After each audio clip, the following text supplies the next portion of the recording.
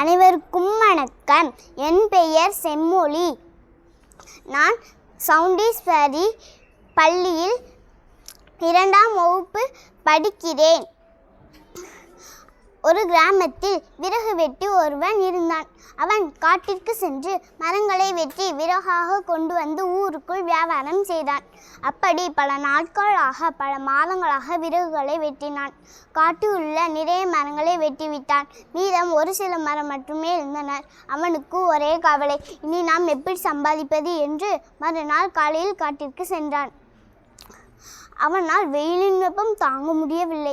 ஒரு மரத்தடியில் அமர்ந்தான். அப்பொழுது அந்த மரம் பேசியது.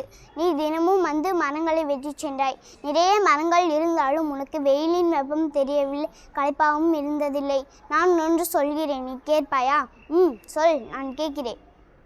என்னை மட்டும் வெட்டாதே, அதற்கு பதிலாக நான் உனக்கு பழங்கள், காய்கறிகள், விதைகள் தருகிறேன். நீ விவசாயம் செய்து பயன்பெறு என்றது மரம் சொல்லுது. அப்ப விறகு வெட்டி சம்மதம் கூறி மரத்திடம் பழங்கள், காய்கறிகள், விதைகள் வாங்கி சென்று வீட்டில் சிறிய இடத்தில் பயிரிட்டான்.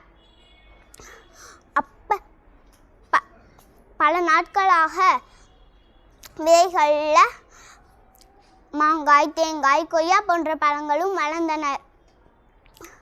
அவன் அவற்றை சந்தையில் விற்று சம்பாதித்தனர். ஒரு நாள் மரத்தினிடம் நன்றி கூற சென்றான். அப்பொழுது அந்த மரம் சந்தோஷமாக இருந்தது. இவ்வளோ மகிழ்ச்சி!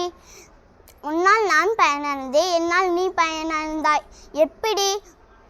நீ வெட்டின மரத்தில் சில கன்றுகள் மொளர வழங்க தோன்றது.